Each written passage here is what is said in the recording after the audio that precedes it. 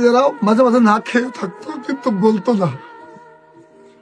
বাজারে দেখা হলে আমি জিজ্ঞেস অনেক সময় করেছিলাম, অনেক সময় হয়তো প্রবলেম থাকলে ওর আমাকে ফোন দিচ্ছিল যে আসলে ভাই কোথায় আছেন, যে তুই কোথায় আছিস, আমি লিটনের সেলুনে আছি।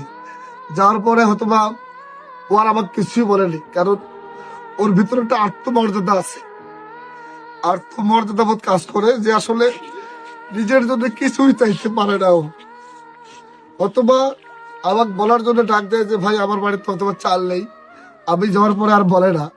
অথবা এসে না খেয়ে থাকলেও ওইটা কারো কিছু প্রকাশ করতে চায় না। এই যে আপনারা এসেছেন, তামিম ভাই আসছে, আমরা বলতেছি যে আসলে তাজু ভাই তোমার কি কি নেই, ও সহজেই বলতে চায় না যে আসলে আমার এইসব নেই। আসলে এরকম একটি আত্মমর্যাদা সম্পন্ন মানুষের পাশে আমরা সবাই দাঁড়াবো, যে যার জায়গা থেকে যতটুকু পারি।